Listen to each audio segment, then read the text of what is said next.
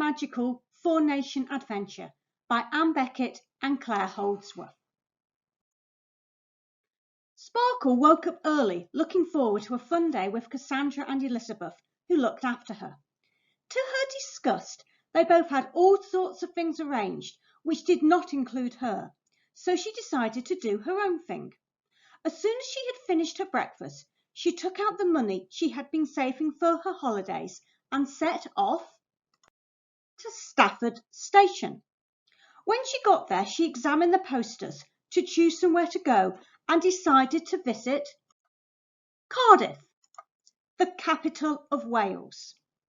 It was a long and rather boring train ride, but when she arrived, it was worth it. As she looked around the station, she spotted an advertisement for Cardiff Castle and decided to make her way there. Sparkle loved Cardiff Castle. She explored it very thoroughly. She climbed up and walked along the battlements and then went down a spiral staircase that seemed to go down forever. At the bottom, there was much more to explore, and she eventually came out into a big room with no windows. In the middle was what looked like a large pile of shiny green tiles. She went over to touch them, but suddenly the whole pile moved and she realised that she was looking at was a real live dragon. Sparkle screamed and then everything went black as she fainted. When she came to, she was up in the air flying, sitting on something hard and green. On either side of her were two large green wings. She was flying on the dragon. Suddenly, the dragon slowed down and flew down towards the ground. The dragon flipped to one side and Sparkle slid down him and off to land in a pile of hay. The dragon disappeared and Sparkle sat up and looked about her. In front of her was a small railway station. She walked over to see where she was and where she could catch a train to. When she reached it, she discovered there was only one destination, the top of Snowdon. Sparkle didn't hesitate. She took out her money and bought a ticket. It was a wonderful trip. At the top, Sparkle admired the views and then saw a large group of children who were having great fun scrambling around the mountain top. She went to join them and had a lovely time playing with them. Then a teacher stood up and blew a whistle. All the children stopped playing and lined up and then started to walk down the mountain. Sparkle went back to the railway station to catch her train, but to her horror, it was all closed up. The last train had gone. She would have to walk. She started down what looked like the main track, but before long she was hopelessly lost. She came to a place where the grass was very wet and slippery and slid down a slope and over a low cliff.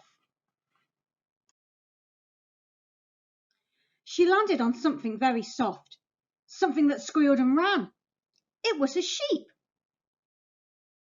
Sparkle held on for dear life as the sheep ran down the mountain.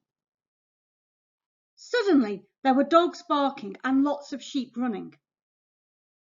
In front was a big truck and the sheep had been herded into it.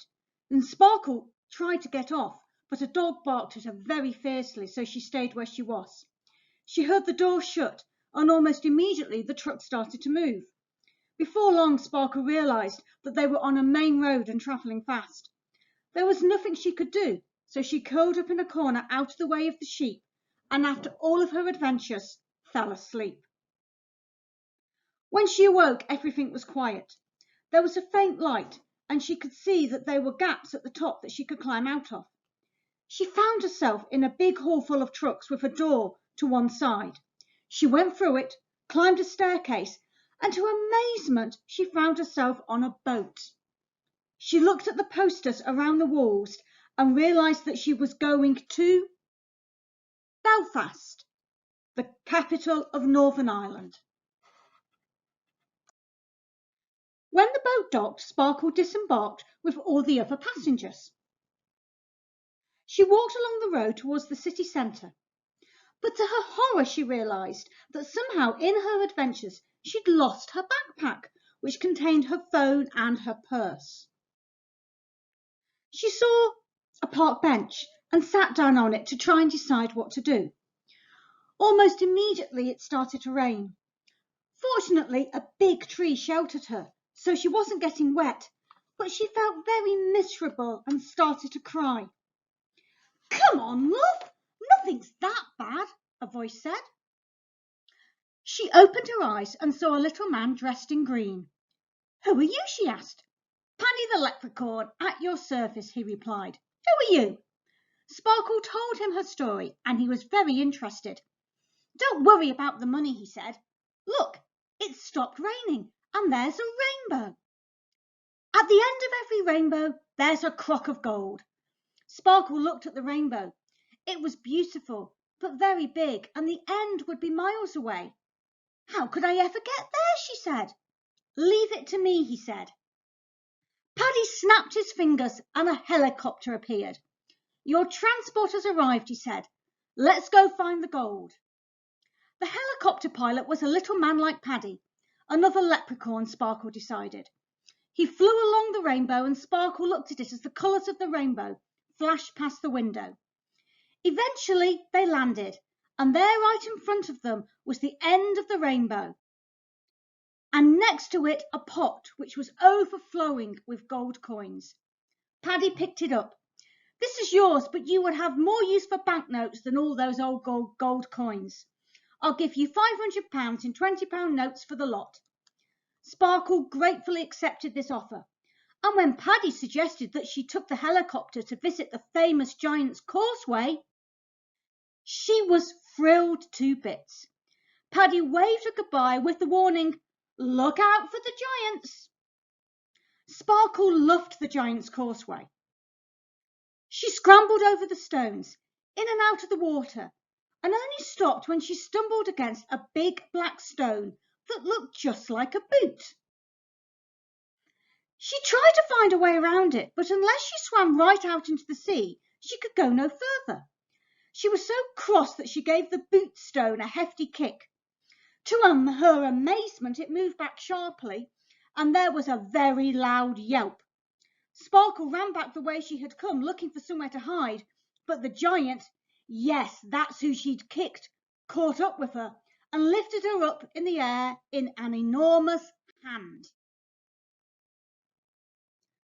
"What did you do that for?" he boomed. Sparkle trembled with fear. "I'm very sorry," she stuttered, "but I thought your boot was a rock and it was blocking my path." "Cheek," said the giant. "This is my home and I can lie where I like. Anyway, I can tell from your accent that you've come from over the water, so you don't belong here. And you can just go back to where you belong." And he set off into the sea to Scotland, holding her over his head in his enormous hand. It was a long way, even for a giant, but eventually they reached land, and he put her down carefully just outside a port. She turned round to thank him, but he'd disappeared, so she made her way into the town centre. She quickly found out that it was called Oban, and you could go to lots of fascinating places. But when she saw a poster advertising a trip to Loch Ness, she was hooked. Loch Ness was beautiful. When they arrived, all the people on the tour boarded a boat, which would steam up and down the loch so that everyone would have a good chance of seeing the famous Loch Ness monster. Sparkle sat towards the front of the boat and kept her eyes skimmed. She wasn't paying any attention to her fellow travellers, so she never noticed when a row broke out between two boys, who started to fight each other. Two crew members tried to stop it, but in the chaos, both boys and both the sailors fell overboard, and one of them banged into Sparkle as he fell, and knocked her overboard as well.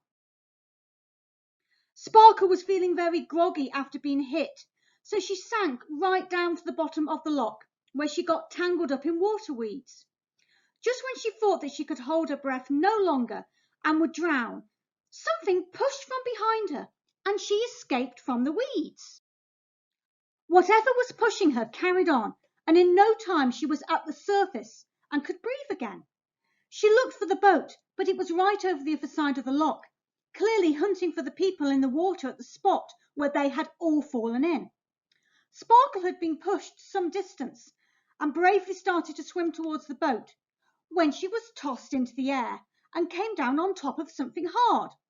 For a moment she thought she had fallen onto an island, but then a giant head reared up in front of her and she realised she was riding on a monster. The Loch Ness Monster. The monster swam back to the place where she had boarded the boat and carefully landed her before swimming away.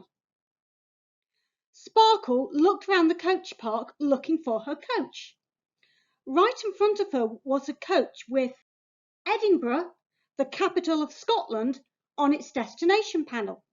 It was nearly full and clearly about to leave. Sparkle made a quick decision. She booked a seat on the Edinburgh coach and left a message with the driver of her tour coach to tell them that she was safe. Sparkle loved Edinburgh, the capital of Scotland. She especially liked the castle, but after her experiences in Cardiff, she was very careful not to go down, but to stay on the battlements at the very top. She was standing on the top of one of the towers when she heard music being played just below her.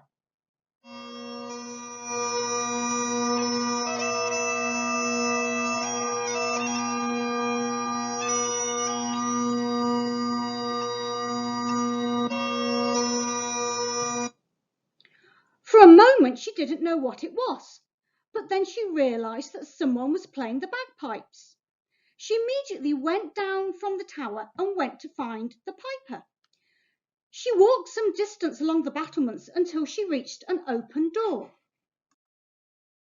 The music was clearly being played inside, so she went through without noticing the notice on the door, private. She walked along a corridor that looked a lot smarter than the rest of the castle, past rooms with carpets and comfortable chairs. Then she met him, marching up the corridor in his kilt. "That's lovely," she said. The piper stopped playing. "Who are you, and what are you doing in my apartment?" he said. "I'm Sparkle, and I was looking for the piper," she said.